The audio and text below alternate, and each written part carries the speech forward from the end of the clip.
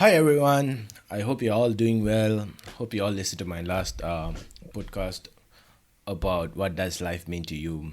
Before we start today's podcast, I just want to share something. Check up on your friends and family during these hard times, especially those who are struggling financially and are unemployed, as well as those who are self-employed. It's definitely a rough time, but hang in there. Let's be there for one another. I think that a bit of love and support would mean a lot to everyone right now.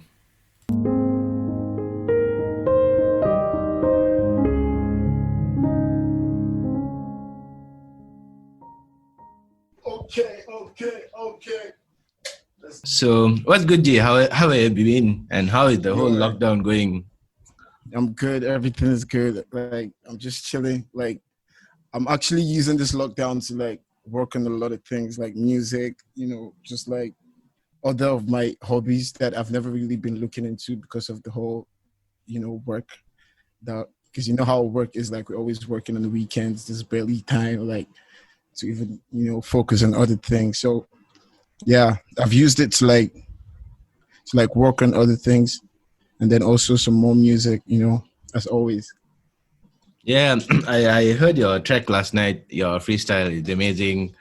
Keep the Yeah. hustle, bro. Just love it. I mean, you have been getting a lot of support from everyone. Everyone is like, "Oh, where's Deekid? When are we having Deekid back on track?" So it's amazing. Yeah.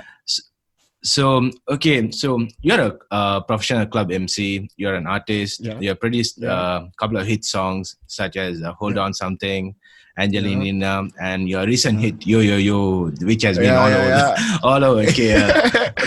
So share the story behind how you started. Like how was it a idea of becoming an MC and artist, or was it something that Okay. you decided you wanted to do? Okay. Okay. Here's the story. Okay. First of all, I started off as an artist in the first place. Like, I started off as a hip hop artist. I started back in school when I was still like in my like final year. That was when I actually started getting the passion for making music. So like, I started off in my room in school. Like, that's where I started making music. So um after after after I finished school, because I wasn't really serious because I was too focused on like getting my degree, getting everything done, and then like I actually started making music at a point where I was so involved in my final year project and everything. So I took I started and I took a short break, and then after I was done with the whole school thing, I came back to it. And when I came back to it, like, I noticed that like the passion I had for it, like, it grew, because I spent more time working on it. I spent more time like you know getting better. So back then, like, I started as a hip hop artist. I was making like the same freestyles that I do now. I used to make the same kind of freestyles back in the day.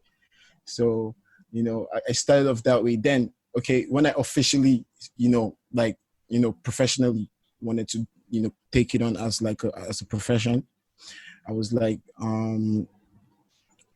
in 2000, and that was 2016, back in 2016, 2015. So I started off. I didn't want to start off with a hip hop song because I felt like the fact that I was African, like, for me to introduce myself to people and people to identify with the kind of music I make, I felt like I had to put something that's related to like my background culturally. Like I had to, like, I was making good hip hop songs, but I noticed that like, people don't pay attention to hip hop music that much because there's so much, like when people look at an artist, they want to know like what identifies you from other people. Like, if you go to the States, for example, they see like a young guy, okay, they can understand like, yeah, this guy's a hip hop because he grew up in this like culture. He's been used to all these things. So now, for me, I thought of it like, I kind of developed like my love for hip hop like growing up.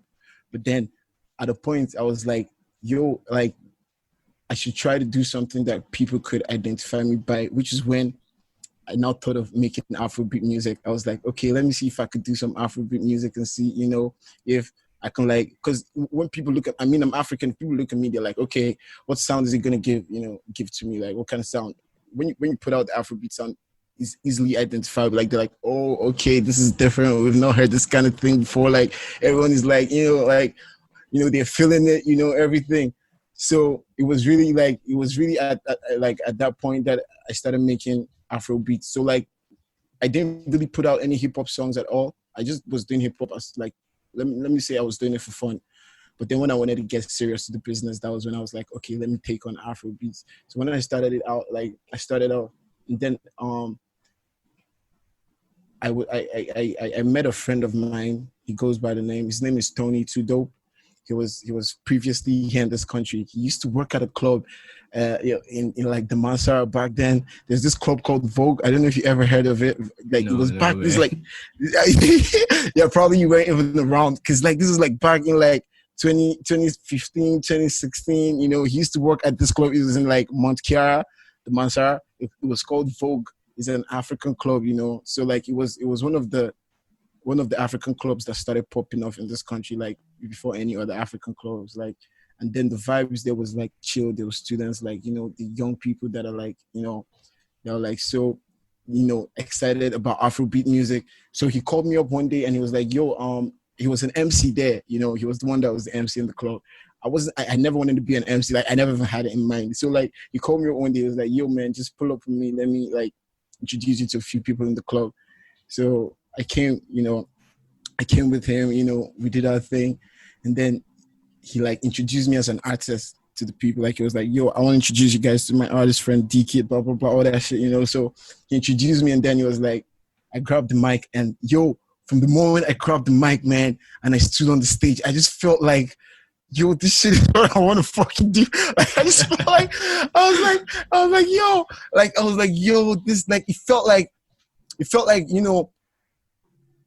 like this was what I wanted to do. Like, I wanted to be, because like, yo, like I wanted, what I actually wanted to do, like, was that I wanted to like find a way to just make people like happy musically, even if it's by making music or by emceeing, by like anything, like just musically getting people like excited, man, like getting people like turned up and everything with music. So like when I grabbed the mic that day, I did my thing and everyone was so lit. And then the owner of the club that day, I never met him before. This is the first time I ever went to that club. The owner, immediately I finished, the owner hit me up and was like, yo, you did so good. Like, we want to give you a contract with the club. Like, you come work for us like every weekend. And I was like, damn, I never thought of being an MC, but this is like, it's like, it's exciting. Like the first time I'm here, someone actually notices that, that I'm actually, so that was when, I was like, damn, I'm going to take it. Like, come on, man. Like, this was me. Like, I had to take it. Like, I had to just take it. So I took it and it just started slowly. This is 2015, 2016, like towards the end of 2015, towards the beginning of 2016. So that was where everything started. And when I started out like, but what I had in mind was that while I'm emceeing to the people, I used the opportunity to introduce my music so that they can vibe. And it was so easy because like, they're already feeling the vibe that I'm giving them. And then when I put on my music, it's just like the vibe just continues. Like, it's just like, so it was so good. So that was how I actually started. Then at the back of my mind, I was like, okay, I'm going to use this medium as an opportunity to introduce my music to other people, to other places, to, so whenever you see me performing anywhere, most times, definitely you're going to hear one of my songs at one point in time, so like that was what I had in mind. It's been like, it was really fun, honestly. So the opportunity knocked at your door and you took your opportunity. I think that's something that's very amazing that we all should learn from. So you perform at the biggest stage in Malaysia, 16 Baris. So how did you feel? How was the experience about 16 Baris? 16 Baris was like, it was the point where I knew that, I started gaining some recognition in the country because 16 Baris was a show organized by Joe Flizzo. Shout out Joe Flizzo. I'm sure you guys know him. Like, I never knew who Joe Flizzo was. Like, I never met him before, but because of my connections and because I work at the club, I used to work at I started working at Kill, of course, So he came up to the club one day and he was like, hey, what's up? I looked at him like, damn, this is Joe Flizzo. Like, I knew him before, like I'd seen him like, around TV shit, like I'd watched his videos. So he just pulled up to the DJ booth and it was like, yo, oh, shit. So I was kind of like starstruck. I was like, damn, okay, let me get my shit together. Like, you know, so I was like, hey, what's up, Joe? I was like, yo, what's up? So you know, and he's so cool. He's such a chilled out guy. Like, he's so cool. Like, it was like, hey, I'm Joe. Like, what's your name? I introduced myself. Like, I said, I'm an artist. I'm a rapper, and I'm an Afrobeats artist too. And he's like, oh, really? So the next thing, like, he was like, all right. I think at that point, he's probably met a lot of people that told him that they were rappers. But when I told him, he probably on his mind is like, oh, another rapper. Okay, whatever, man. He's just like, but then something funny happened. Something funny happened that day because he came to the club to chill. So he just came to vibe, you know. So after we introduced ourselves, he went to his stable, and then like I grabbed the mic. I started rocking with the people, with the audience, like with the crowd. And then at a point in time, I asked the DJ to just pull down the sound, and I like played like his song, one of his songs. It was called what's the name of that song?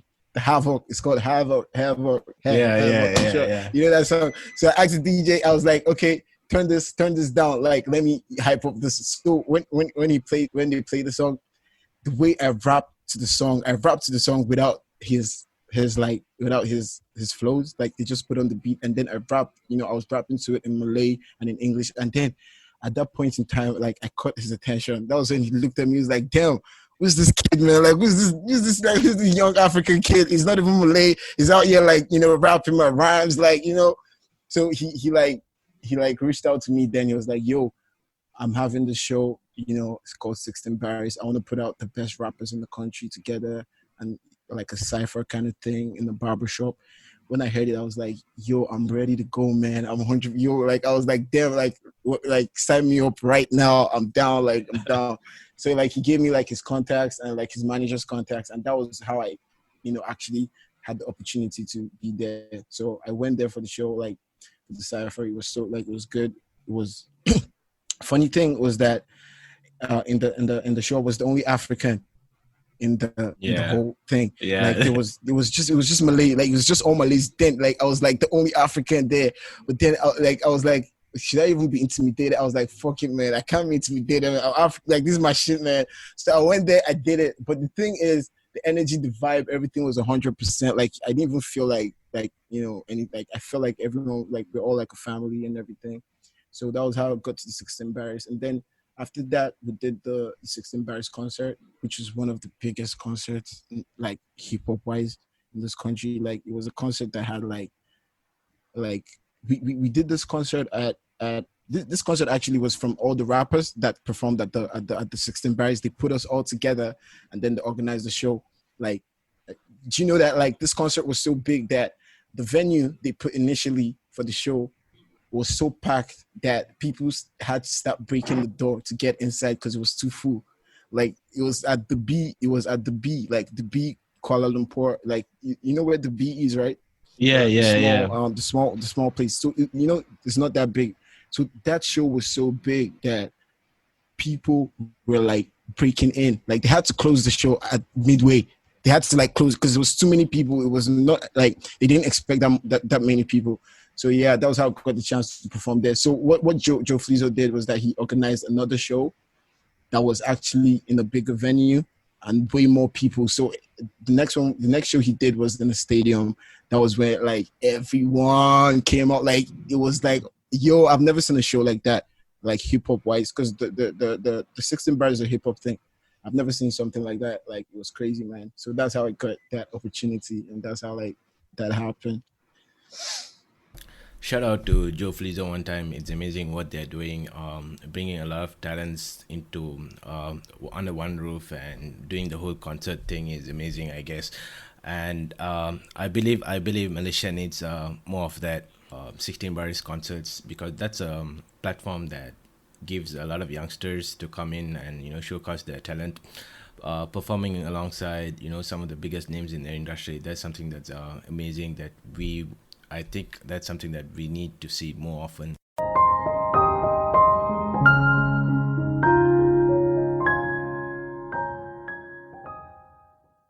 So what was your biggest challenge you faced? I mean, I'm sure you started off well when you got the opportunity in the club, right? So, but I'm pretty sure you faced a lot of challenges that when you started? What were the challenges you faced? Challenges I faced. There's a lot of challenges. I'm not gonna lie, but I would say like the biggest challenge I faced, like musically, is when like trying to get recognition at first, trying to get like people to know who you are, trying to get people to know, that you're different from other people. That's the biggest challenge, because when you start off like honestly, it's not something that is gonna give you like fans like after like 1 month. You just see that, hey, I have 1 million fans. Like, you have to work your way up, work your way slowly up. Except you have a record deal. Yeah, if you have like a record deal with like a big record company, you could go up like pretty fast. But then as an independent artist, because like I'm independent, like even till now I'm still like an independent artist. I do everything on my own. So like as an independent artist, it's like 5 times harder for you to like compete with those guys that are like already in record labels, because they already like putting so much money into their music, like in terms of like adverts, like sponsorships, like putting the music on the TV, on the radio. So the hardest and most challenging part of this music thing is like just staying committed and motivated for me, because sometimes you're gonna make music that you feel like is the best, like you feel like your music is like can compete with like other people, but just because like you're not getting that recognition that you feel like you deserve, especially after you put in like so much work, after you put in so much time into it. Because at the same time, like I used to tell people something like being an artist is the only job that doesn't pay you any salary. Like, you don't get paid no salary. So like it's something that you do and you hope that people can actually vibe to it. So you're like you can easily get frustrated.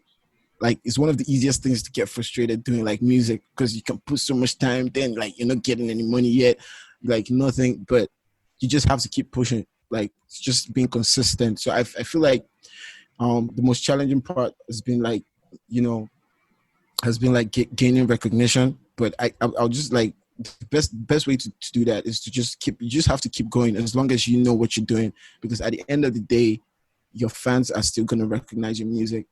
Like, at the end of the day, the people that really love your music are still going to like recognize it. And it's something good to have, because well, it's different for you as an artist when you make it on your own from the scratch than when you have some help from outside. When you know like you put in all the work, and when you see yourself getting so big, I'm not gonna lie to you, like it feels way different. Like, it feels like you actually achieved something. So yeah, I think that's the biggest challenge, like staying consistent, like staying motivated, even when the music is not pushing as much as you feel like it should push. It's not, maybe you feel like it's not doing as much as you expected. Like, you still have to stay motivated. So I think that's one of the most challenging parts of it. Okay, so was being an MC your first job? Yeah, being an MC was yeah, it was it was my first introduction to the club scene. That was how I introduced myself to the people. Like, it was easier for me that way, because like I'll pull up to the club, I'm an MC, everyone is like, hey, I'm out there, everyone can see me. Like, they're like, oh, who's that guy? And when you're like doing your shit properly, when you're doing, I don't know if I can curse on this podcast. Oh, you can. I can. Okay. When you do your shit, when you're doing your shit on, and people, or the attention is on you, it's easier for you to gain like audience. So that was the way I used, to break into the club scene. So yeah, that was my first like introduction to the club scene. That's being an MC. That was it. Okay, so I put up on my Insta story, ask Deekid a question. So I actually have some questions. I have a lot of questions people ask me. Yeah.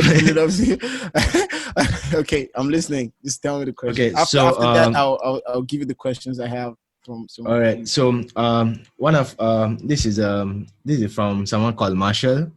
So he wants to know. He wants to become an MC. How do I become an MC like Deekid? How do you become an MC like Deekid? Okay. Okay, first of all, you cannot be an MC like Deekid. You have to be an MC like, what is it, Marshall, right? His name is Marshall. You have to be Marshall first and foremost. That's the first step. Don't try to be like Deekid. Try to be like yourself first. So but I'm gonna give you a few tips. I'm gonna give him a few tips of being like a good MC. First of all, you have to develop the passion for like for like listening to music to start with. Because what makes you a good MC in the club is when you can vibe to any genre of music that is put up. Like you could go to different clubs. Like for example, at Kiel, the vibe is not the same at maybe other clubs you go to, African club. Like maybe you can't compare the vibe at Kiel to the vibe at like Track or to vibe at like Red Room or other clubs. You know, like it's different vibes. So like as an MC, one thing you need to do is that you have to be able to listen to as much music as you can, like as you can, because when you're familiar with the music, when you have the mic with you and any song is playing, you can easily flow with the song, like easily, like you know, like some people think like MCing is just all about screaming, yeah. Nah, man, nah, it's far from it. Like it's far, like yeah, you know, you gotta hype, but you got to take a different approach, because if you keep screaming on the microphone, people are going to be like, yo, we had enough of this. Yo, like you start disturbing people's peace. Like people are like, man, this guy's too loud, stuff like that. So the like the most important thing is that you have to like know the songs playing so you can vibe with them easily. Because once you know the songs, like you like vibing to it, it's gonna be like as easy as ABC. But then when you're not familiar with the song, that's when you find yourself you're like, okay, where should I hype from? Where should I ask the crowd to scream? Where should I ask the people to like, maybe where should I ask the, you know, like different things. So that is the first thing. Try to familiarize yourself with like as much music as possible, so you can like work anywhere. Because for me now, for example, like I'm diversified in the kind of music I listen to. It's easy for me to work at a hip hop club and an Afrobeat club, you know. So like it's easy for me to, because I already like I'm in tune with every single new song wherever it's coming from. Like I'm always in tune with it, so it's way easier for me that way. That's one. And then what else will I say? I would say that you have to be passionate about it, for one. Secondly, you have to listen to as much music as possible, and thirdly, you have to okay, for example, he says he wants to be like Deekid. Okay, what you need to do is that like just sometimes whenever you see me emceeing, just like try to take some time out to see the way I approach the MC. Like because I learned from other people. I didn't just wake up one day and just grab the mic and just start screaming. Like nah, like I took my time. I went on YouTube. What I did is I went on YouTube. I checked out other MCs from other places. You know, even like I checked out hip hop MCs. I checked out like even dance hall MCs, reggae MCs, like every single, like I was like, okay, how do these people like vibe with the crowd? So I got ideas from there also. So that's another thing. You gotta like get ideas from other people. And then lastly, the last thing I'll say is you have to be very confident of yourself. That's which is I think is the most important thing. Cause because I notice some people, whenever you give like, you know, like sometimes people come up to me and they want to like MC, sometimes like people that are learning, whenever you give them the mic, you see them, they're bending their head down, trying to like, you know, they're shy, like, you know, no one is gonna listen to you if you're not like if you're trying to like shy away from everything, everyone's gonna look at you like, this guy doesn't know what he's doing. Like, what the fuck is this dude doing? Like, what, like, you know. So the confidence that you put out there, like when you climb the stage, like just like you know the songs already. So just vibe with the people. Like act like you're just singing the song along with them, and like make sure like you notice when they want to turn up. You know, like just vibe with them. Like shake people. Like don't be scared of like going to hug people. Like interact with the audience. Like have an interaction with them, because you could be any other MC. Like what differentiates MCs from each other is how well you can interact with the audience, like how well you can interact with the party people. So what I would say is your confidence there matters a lot. So shout out to Marshall. That's my advice for you. All right, all right, Marshall. I hope you got your answer from a friend. She said, what is your process to making music and lyrics? Shout out to Asma. She said, what is your process to making music and writing your lyrics? So for me, the process for writing music, first of all, okay. I'm the kind of person that likes to make music out of like experiences that I've had like in my life. Like most times when I want to write music, especially okay, it's different processes for different, kind of like if it's hip hop music I want to make, most times I want to talk about things that you know that people can relate to. Like if you check out like the freestyles I make, like I always like I don't want to sound rude, but I'm not the kind of person that like does like all this like trap. Hey, I got $10,000 in the bank. I got 100 million. I got a Rolex on my feet. I got like it's not like I can't do it. I can do it, but I feel like there's a lot. There's a lot of other things that you can actually, you can actually say that could trigger people's minds. So my process for hip hop music is that I try to like, I bring up an experience that I've had in the past or something, and then I try to like, put it into words, like kind of like poetry, like when you're writing like a poem or something like that. Like I just try to like visualize it and then put it into words. So that way it's way easier for me to like make a song quickly because I already know what I want to talk about.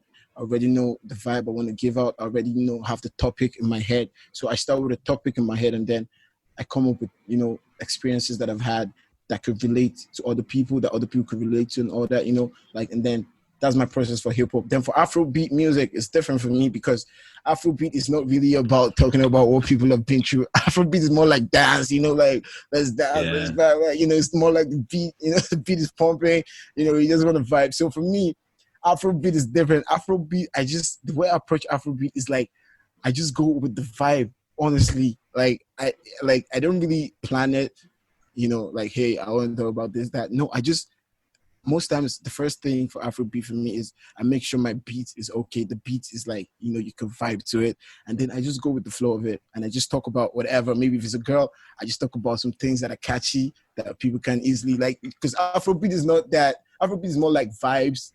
It's not too much of the lyrics. I wouldn't say it's too much of, like, I don't want to sound too shallow, but I wouldn't say Afrobeat has a lot to do with what the people, what the artist is saying. Because if you listen to people, especially in Malaysia that listen to Afrobeats, if you ask them to sing, they don't even know the lyrics. Like Exactly.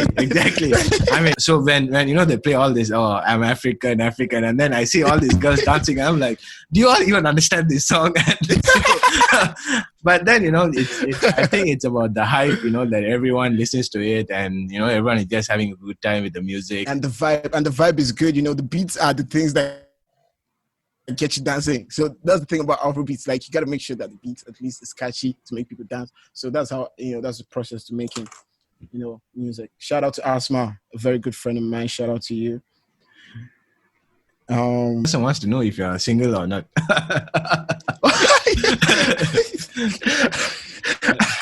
You really? Like, if I'm single or not? Wow. Okay. Well, I don't like talk about relationships, but yeah, I'm single. Just so everybody knows. All right. Okay. So take note. So the person told me not to mention the name. So take note when you hear this. Yeah. So I have one more question.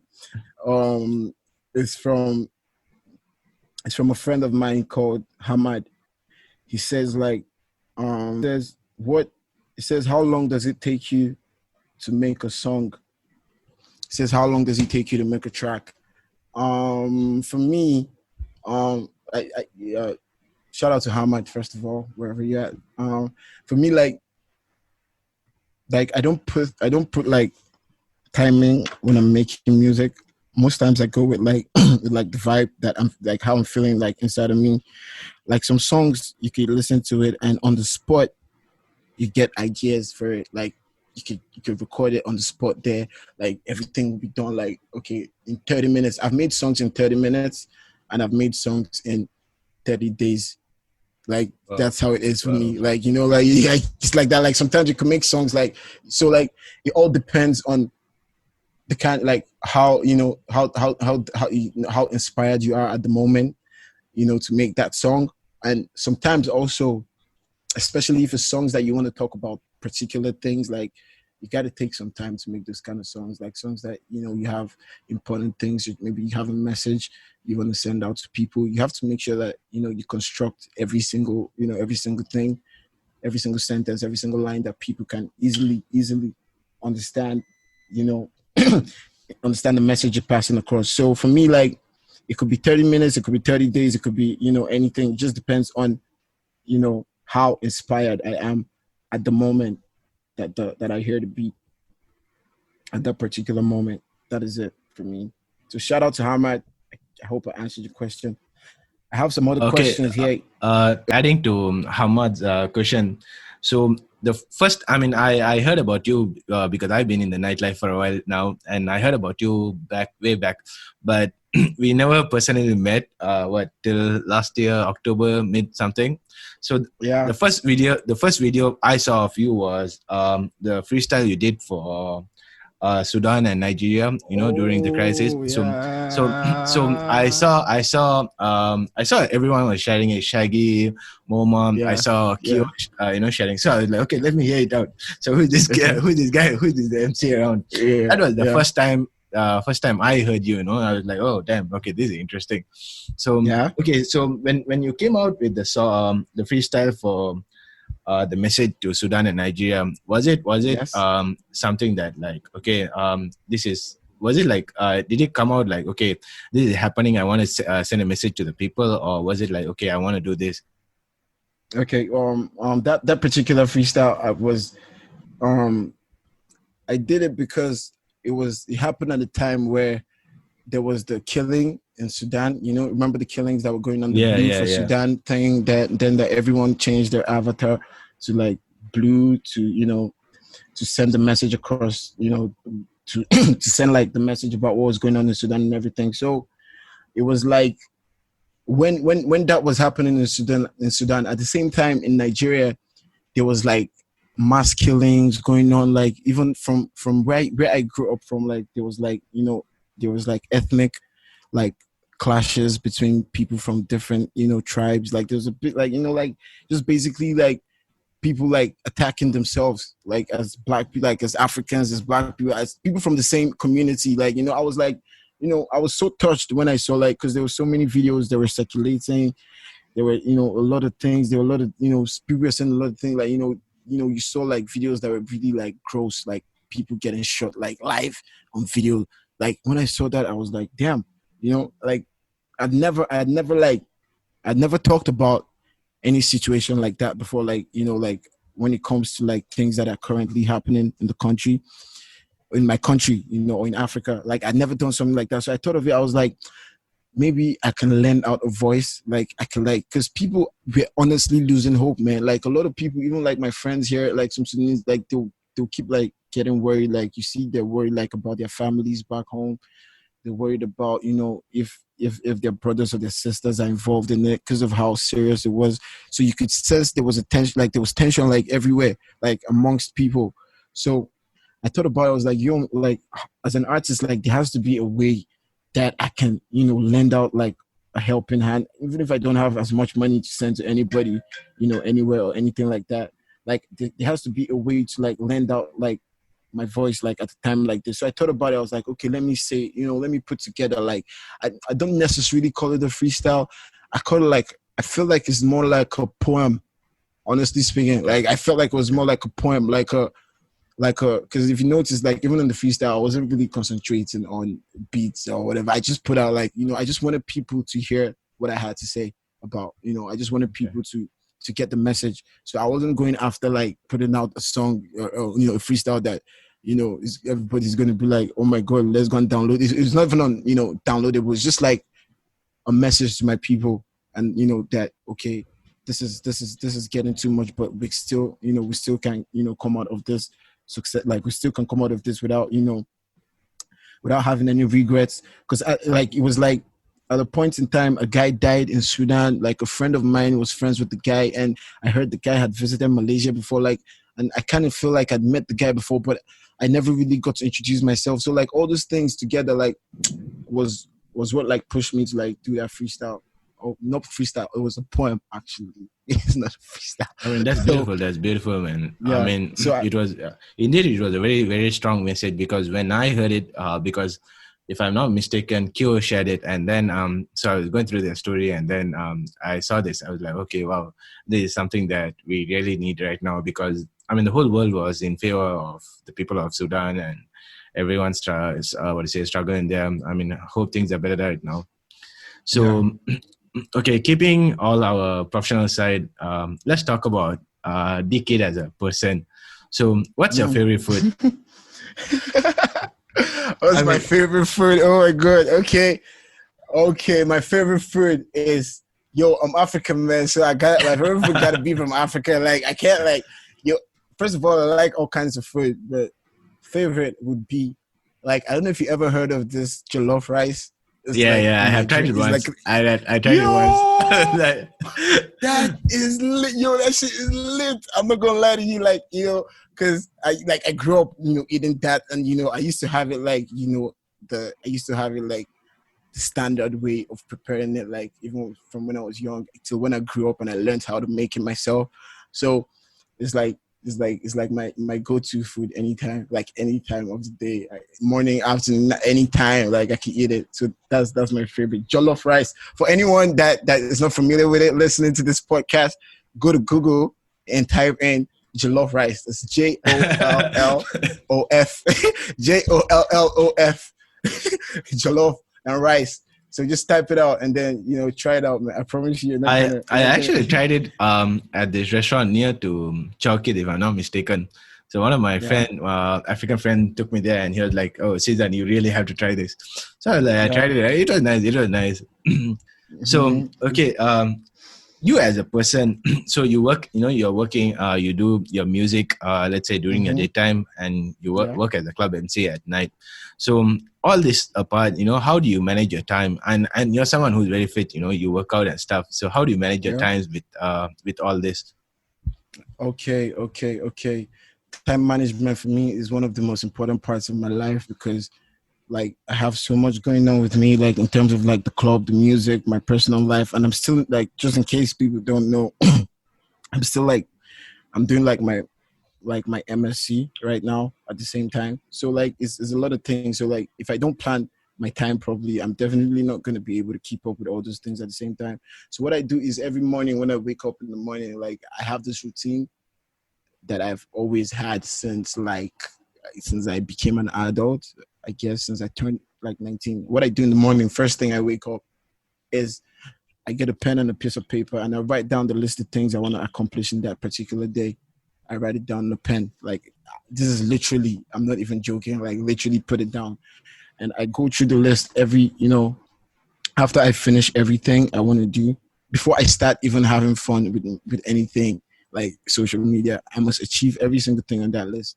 So I set out time. I put down things I want to accomplish in a day, depending on my schedule, depending on maybe meetings that I've arranged with people and all that. So I do it every day. So I it's something that I feel like people should learn from, because it's so easy. I don't know if people have ever understood, but whenever you write down things on the paper and you're looking at it, there's just this extra motivation that you gain from just making sure you accomplish every single thing. That's the way I see it. I don't know about others. Maybe others do it differently, but for me, that's how I go about it. For me.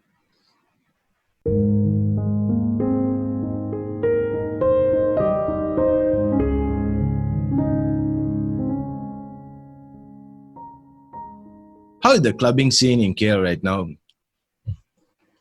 The clubbing scene in KL right now is, I think is really is lit. I think is good. I think compared to other countries around, I feel like KL is growing every day. In terms of nightlife, as you can see, before the whole coronavirus thing started, there were more clubs. They were making more clubs. There were more clubs coming up. They were putting out more. It's good. It's good because it provides people with opportunities to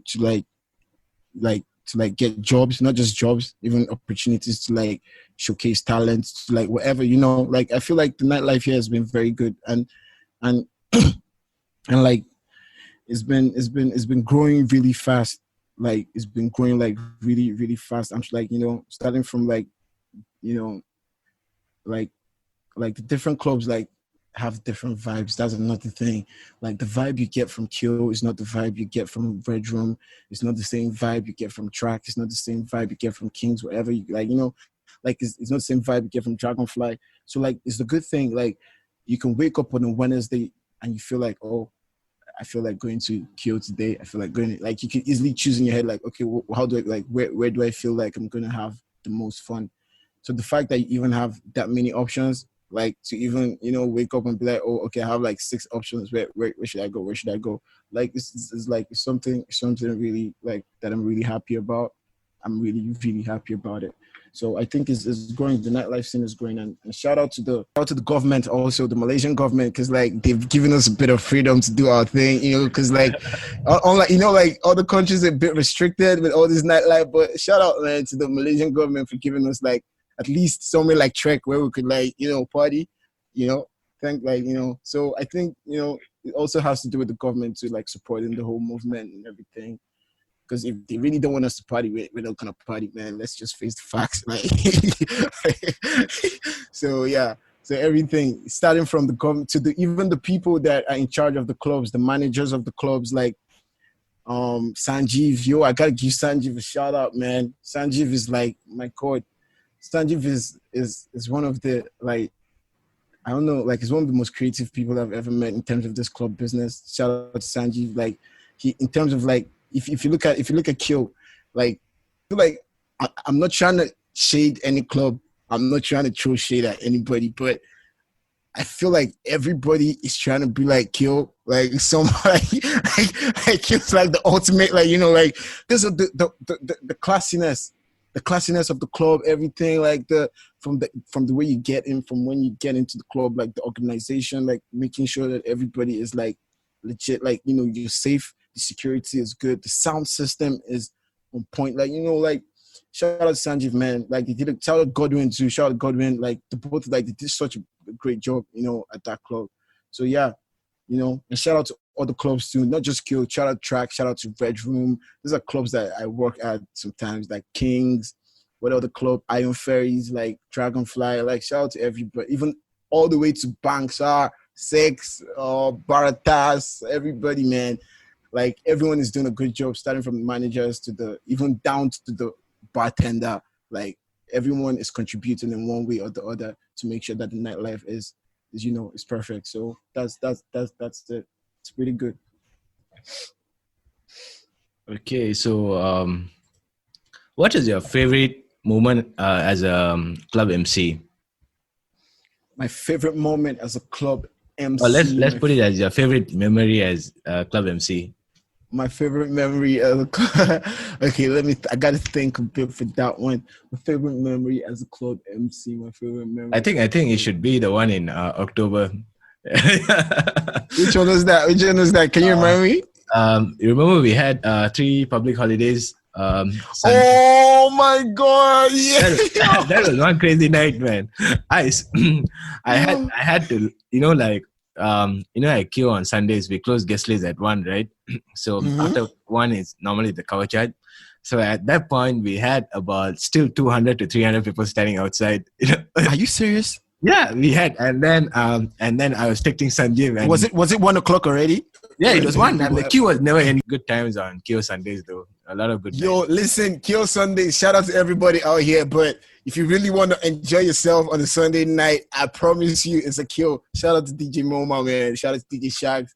Shout out to Melissa Joe. Shout out to MC Noise. Yo, if you really want to party on a Sunday night, please, like, it's kill, man. And I remember like what you're talking about. That was like one of the most fun moments we ever had at Q. Because not just that there were a lot of people actually having fun.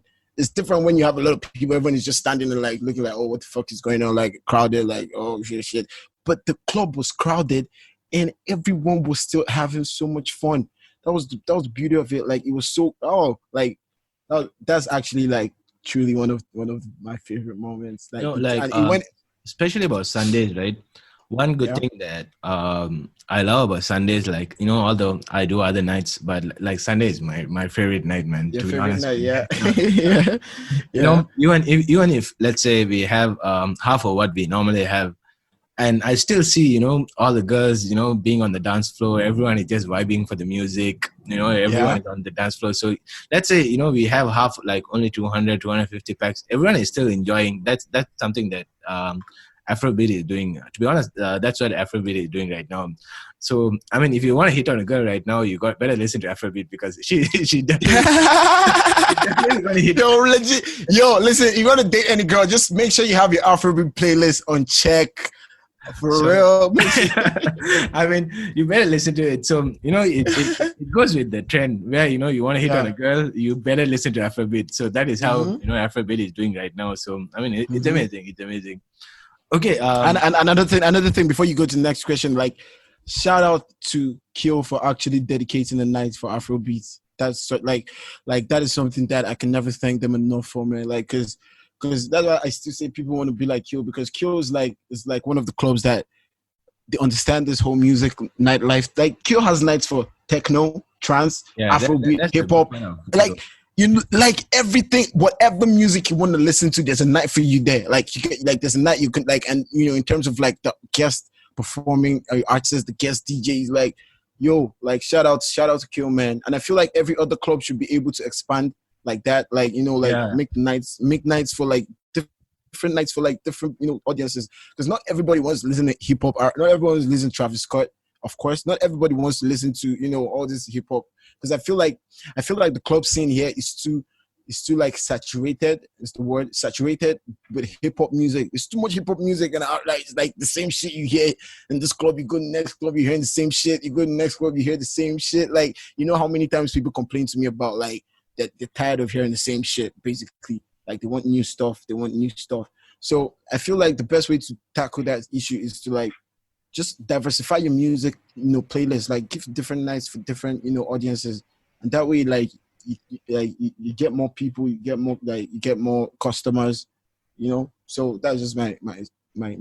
And honestly speaking about Kyo, the amazing part of Kyo is like, you know, on Thursdays they normally do techno and all this, and I'm not someone who's into techno. I'm a hip hop R&B guy. I listen to EDM a bit, but the amazing part is like, even when they do techno and all these nights, they're sold out, like they're full house, man. So that is something that I feel like other clubs should really consider, because, you know, like right now everyone is just into hip hop, R&B, and if you go to track, most of the clubs are going with they add hip hop, R&B, and just Afrobeat. Yeah. So right now, for me, like me as a person, if I want to go party, it's just the price differences where it's cheaper.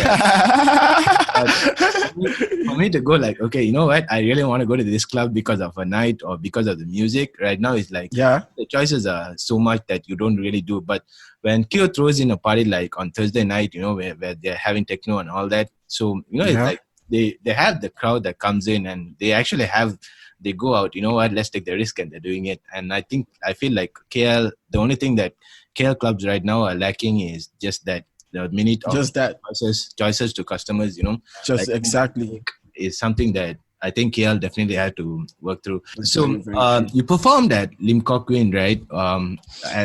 At the culture night, I believe. The cultural festival, yeah. That's like, it's not actually, I think is Malaysia's cultural festival, not just Lim Kok Queen, like Malaysia. Oh, okay. Like, because Lim Kok Queen is like one of the schools that have the most number of different, like in terms of diversity, different countries. There's over like, because I used to be at Lim Kok Queen, I used to study there. There's almost like people from over at least 80 countries. Wow. Like at least 80 countries. So what they did is, shout out to Lim Kok Queen, shout out to Tiffany. Tiffany is like the organizer. Like, I think she manages the cultural festival thing. What they do is they collaborated with the Malaysian government, not just, you know, the Lim Kok Queen thing. They collaborated with the Malaysian government to make a night specially for every country, you know, showing their cultures, like different countries. So like, what happens is that 80 countries are represented by different people. So every country is a night that starts from like, okay, 8 a.m. till like 12 midnight. Like, it's like a long, like, it's a whole day dedicated to like just people coming to show, their cultural, like, their, how things have been done, where they come from. Like, you learn a lot about other people's cultures. Like, you see different traditions, you see the different outfits, you see the different, like, it's so beautiful that, like, I feel like that's why they collaborated with the Malaysian government, because the last one they did was, it was so big that like, I think the Prime Minister's wife was present in the last one. That's how serious, like, the government is involved with it. The Prime Minister's wife, like, I got to perform in front of the Prime Minister's wife. I was like scared, but I was like, oh my God, this is like a big, like, so she was sitting down there. Even like there's like the Sultan of Pahang was there. Like, this really royalties, like, these are royalties, like, because because of the whole collaboration. So like it's really beautiful, honestly. Like, it's something that just like, it's one of the biggest festivals in terms of culture diversity that you can find in this country, honestly speaking. So shout out to Limpopo University. Okay, so there are a lot of local MCs out there. Is there any local MC that you look up to? And if there's a reason, if yes, why? Excuse me. Corona season. I'm sorry, I shouldn't. Hopefully not. Hopefully not. No, it's not. Yeah. In terms of like MCs, I look up to. There's a lot of MCs in the country, man. But let me see. Shout out, first of all. Okay, when I came in this game as an MC, I was like, the first MC that I got, I got like familiar with, that I liked his the way he approached his job was nice. I first met MC Noise. I met him I think I met him back then when it was Prime Sundays. There was this club. Were you ever hear that during the Prime? Yeah, Prime. Yeah, were you there? Yeah. I used to do Prime Sundays after Lota left. Are you serious? Yeah. I don't, because I never used to work there, but I used to come around like a lot of times to just chill and hang around, because Moma, my G, was there, and who else was there?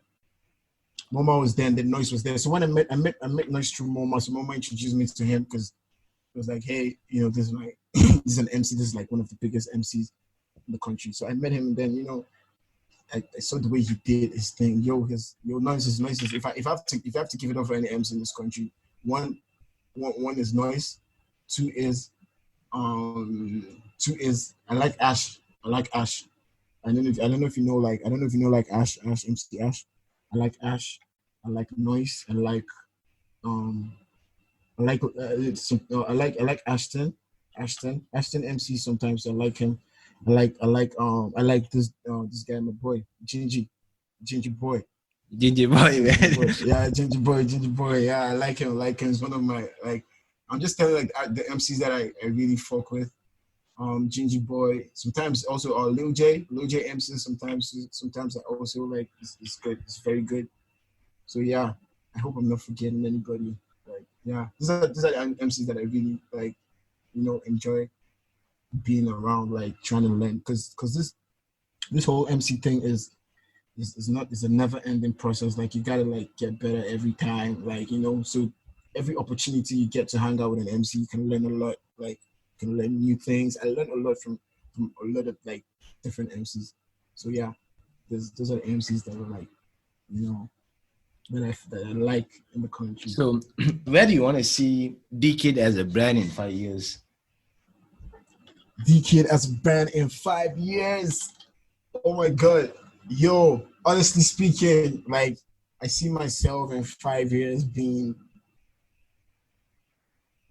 one of the biggest crossover Afrobeat artists in Asia, in terms of like, I see myself as someone that is going to introduce the Afrobeat sound in a different way to the people of Malaysia, not just Malaysia, like Asia. Like, I feel like I could be like that.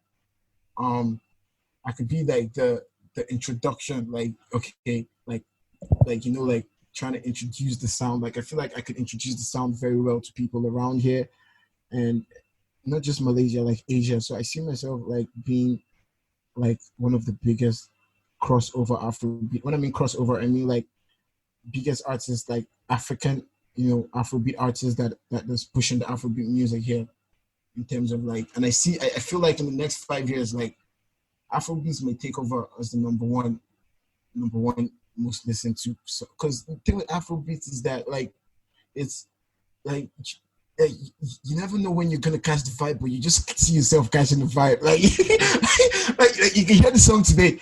Next thing you go home, you want to sleep. The song starts playing in your head. Joanna, Joanna. like like you go and then you're like, oh my god, I need to listen to that song again. Yeah. So like that's the thing. Like I feel like I could be like the person that introduces this Afrobeat to this like part of the world, like in a very unique way. That's where I see myself at. That's where I see myself at in the next 5 years. Okay. Okay. This is as a person. Was there any hardship that you faced as a person? You know, whether it was your studies and all that. Okay. Something that you would share with us. A story that we would like to hear. Okay, personal, something personal. Okay, that like okay. one of the things like that happened to me personally that like shaped my life like a lot as a kid. I don't want to call it hardship because like I feel like you can learn a lot from things like especially hardship. Like you don't when you go through hardship, like you don't just look back at the hardship. You look at how much you've learned from it. You look at how much you could be a better person from it. So for me, like one of the things that actually shaped my life was at 12, at the age of 12, I lost my dad. I lost my dad at the age of 12.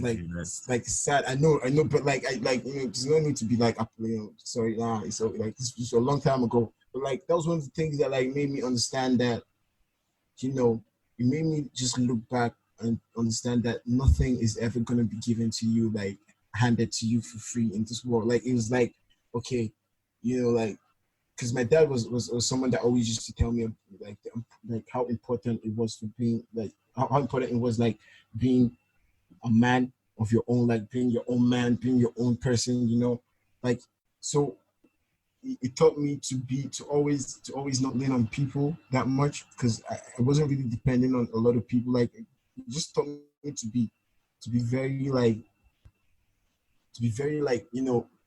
conscious of the choices I make in life, the decisions I make. Like I always make sure that I'm making it from a point where I'm like, okay, I have to be ready to deal with the consequences if there's any consequences coming out from it. Like manly decisions, like because at a young age I had to be a man for myself. Like I told you, I lost my dad at 12. At 12, you don't really know. Like I wasn't even a teenager yet. Like so at that age I already like kind of like started learning how to be a man. So it taught me like how to be very, very independent. Very, very independent about things. Like for example, now for me, like I don't like it took me to a point where I didn't have to rely on anybody to like fend for me in terms financially. Like for example, like personally, I'm the one that does all my things, but like I pay my school fees myself, I do my shit myself, everything. Like I've gotten to a point where I'm very independent. I don't rely on anybody for nothing. So I feel like that, like like the fact that I lost my dad at such an early age, like it made me grow up real quick. Like I grew up faster than I should have, which is a very good thing because there's nothing as good as being so mature like at an early age. It makes you understand, like it makes you take things of life seriously, honestly speaking. So yeah, that's how I see it. That's a very meaningful message, man. That's just beautiful. Yeah. I mean, I hope everyone listening to this, especially this part, is definitely going to motivate people out there. Yep. I hope so too.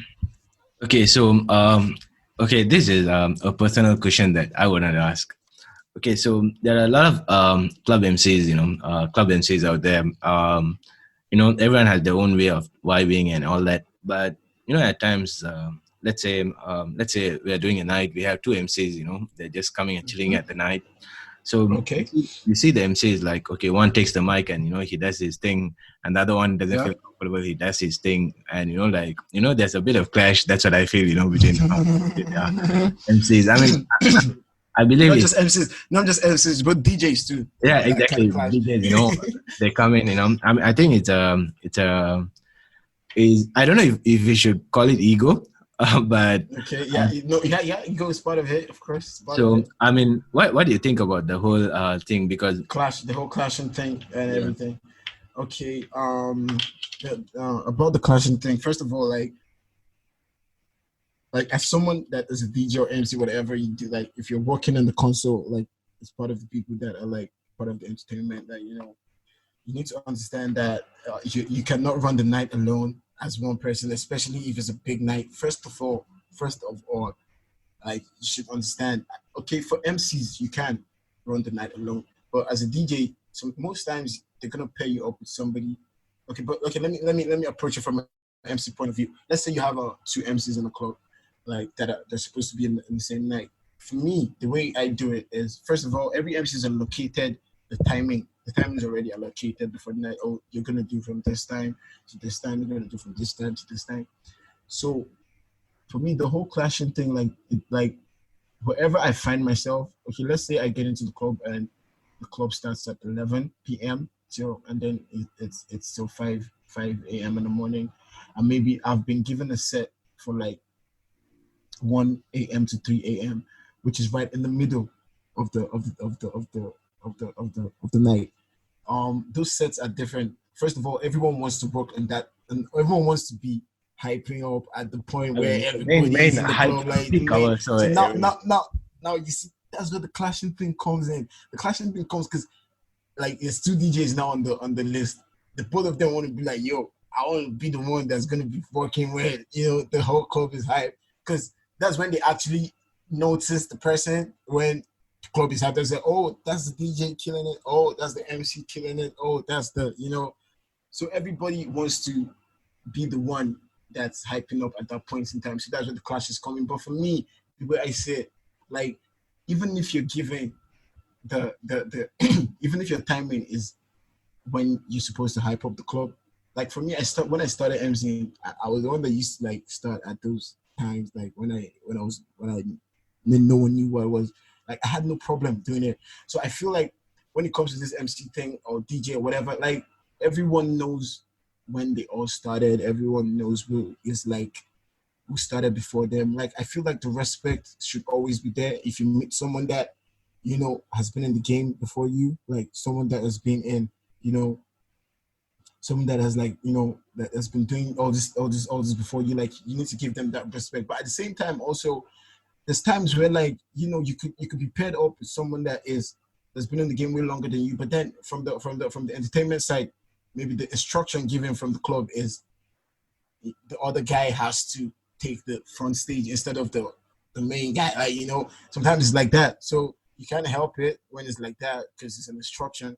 But then at the same time, you just have to find a way to like coexist with your partners, because at the end, everyone is still trying to achieve the same thing. We're just trying to get people happy, make people happy, make sure that the club is in good. Like everyone gets paid. It's not like no one is even gonna go home without any money. So I feel like if we look at it from a point that let's just do this collectively to make people happy, there's not going to be clashes. Like if everybody has a common goal of let's make the people happy. Sometimes some people come with some different things in their head, like, okay, during my set, I want to do this, I want to do that. Like, no, man, like just work together with whoever you're paired up with. Like, just try to understand them. Like, you don't have to be an asshole, man, to other people you work with. Like, just try to like fight, like, try to be humble. Whatever time they put for you, you just work with your time and just do your thing and just bounce. Like, there's no need for clashes. Sometimes all those clashes happen, but I just feel like I never clashed with anybody before. Personally, I don't think I ever clashed with anybody, but I've seen some. I don't want to mention names, but I've seen a couple of clashes and a couple. I'm like, okay, all right, So yeah, that's what it is. So that's what I have to say about the clashing thing. So is Deekid working on any music soon? Like Of course, the kid is always working on music. Listen, okay, special announcement. And I need everybody to pay attention to this part because this is the most important part, my music part. I am dropping my official album in July this year. Like, I'm working on an album. Like, I've been working on it for like 6-7 months now, and it's Wow. almost done. Like, it's almost done. It's like it's not like too many songs, but I just want to put like a couple of songs that people that already have been listening to my music, that are already fans, that they're gonna enjoy. Like my real fans, like the people that have been there, oh yeah, like the fans, like the Deekid fans, like I want to put music that they are gonna be able to enjoy. So I'm putting out my album in July 14. July 14 is the date. I didn't announce it. Actually, this is the first time. Yo, actually, ladies and gentlemen, this is the first time you're gonna hear this announcement. Shout out to the podcast, but this exclusively here. I've never announced this anywhere. So in July, I'm putting out my album. It's gonna be 10 songs, 10 songs in the album, and like, yeah, that's the music. But before then, even before then, I'm dropping my single in the next 3 weeks. I got a single coming up. I just, it's ready. Okay, we're gonna stay tuned for that one. It's definitely, you gotta stay tuned. Like my singles coming out in 3 weeks. So what I want to do is I'll put out 2 singles first from the album. Then once they start kicking, everyone starts vibing. Then I put out the album real quick. Okay, that's amazing. That's amazing. So to all the Deekid fans, stay tuned for this one. Exactly. Okay, so you mentioned earlier that you were independent artist, right? You are not signed under a record label. So, so I was wondering when am I going to start managing Deekid as an artist? I don't mind. Actually, I've been like, first of all, man, this music thing is not a one-person job. It's never been a one-person job because I'm not gonna lie to you. I've been so stressed because I've been doing it alone. Like, starting from the process of music is not just you recording a song in your house and then you put it out. There's a lot of things that go to making music and putting it out there. First of all, you have to have a right marketing, right publishing, the right distribution of your music. That's like your music, like making sure that the music is going to the right people that are interested in it. Not like just putting it out for the whole world. Like, no, you can't just put out music and put it out on the internet. Not everybody fucks with Afro beats. You have to like be able to understand your core audience, like the people that fuck with Afro beats. Like what record labels do basically is they don't really do much for artists. That's why, like, I've not really been too keen on signing to a record label because I noticed that they take a lot of money from you, first of all, but they don't really do as much as I feel like they should do. But sometimes they help a lot. But I feel like they take more than they give. That's the way I say it. Like, they take more than they give. But if you're on a record label, what your record label is going to do for you is they're going to market you to the right audience. This being that if you're making Afro beats, what they do is they target, like, advertisement placements for your music, maybe like towards like on YouTube, all those ads. Sometimes you watch YouTube, some music ads just pop up on the screen, like, hey, like 10 seconds. What they do is they sponsor those adverts and they target it to the people that listen to the kind of music you put out. That's what the record label is actually an investment because you got to pay money for it because it's an ad. It's not like it's free.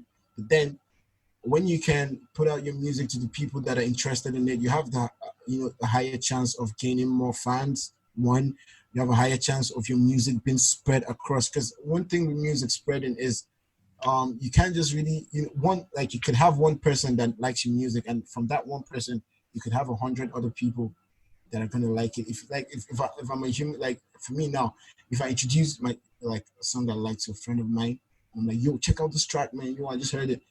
And he likes it, that's a fan that the artist just gained. That's another fan. Like it's just like you just keep growing like exponentially like that. Like, just like through like adverts and all that. So what the label does is that the label just helps you promote your music. They help you with your producers, getting the right beats from your producers, marketing in the right way, making sure that you're always fresh for the camera, whatever. But for me, like, I do all that myself. That's the funny thing, but it's too much work for me. I'm not gonna lie to you, because like I already spent a lot of time making the music. I already spent a lot of time like doing so many other things. So I'm actually looking for management like right now to handle all this. So if yeah, of course we're gonna talk about it. Like if you want to know, like, talk Yeah. about it off air. Don't worry, we'll talk about it off. Once Corona MC is over, we gotta talk about it. Yeah. And So okay, basically, I'm doing all that. as an artist, right? Do you believe that social media plays a very big role in what do you say, bringing your music out to the audience, your targeted audience? Oh, okay. Social media. Social media is one of the like I think it's not just a big role.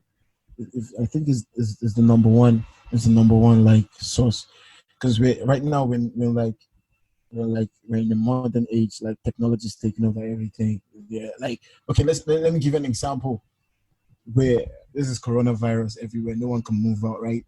But if you go to your Instagram, you can see people still doing like freestyles, doing like recording. Like even some people are even still putting out songs like from their houses. Like people are even still, doing.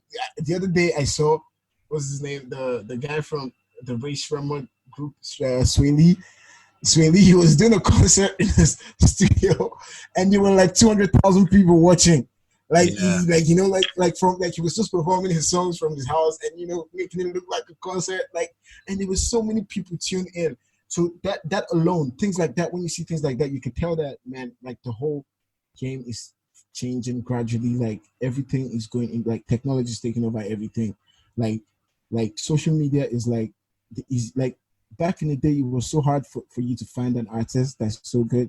But now it's like everything has just been put on a platter of gold for you to just like they're just telling you like just create content that is good enough. Like once your content is good, you're gonna find people that love it. Like it's not that hard. I'm not gonna lie to you because it's made it so much easier for us. Like this whole social media made it like interaction with your fans. Damn, that's another thing that's really important. Like you being able to talk to your fans, like, hey, what's up? Like direct contact with anybody. Like, back in the day, man, we didn't like artists didn't have all these things. Like you just put your music on YouTube and that's it.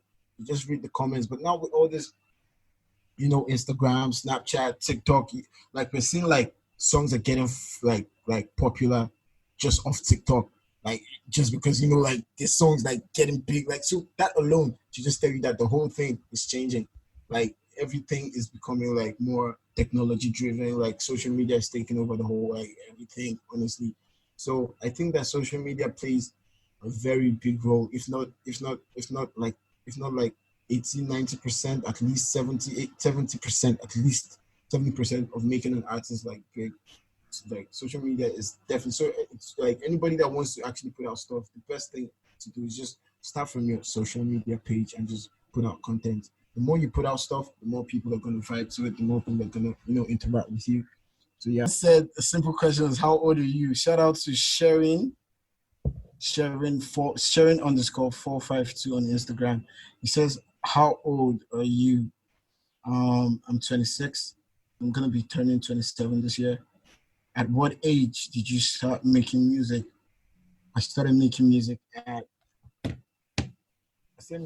the age of 20, I think. Yeah, 20. I started making music at age 20. That was when I started. But professionally, like taking it seriously, it was at the age of like 21, 22, about that. So, Thank you, G. Thank you for having. It was amazing having you to share your story. Looking sure. forward for It's a a chill after pleasure to be MCO. here. Man. Of We course, all of need a course. drink after MCO. All we all need right, a drink after MCO, man. Like celebrate. all right. Okay, we defeat Corona. For We are back to sure, normal. for sure, for Let's sure, let's for let's do it sure. on Kyo Sunday with Shaggy, Mom, everyone. Everybody, for real, for real. I Everyone, let's got you. do Don't shots, worry. man. I Let's got you. do I got shots. you.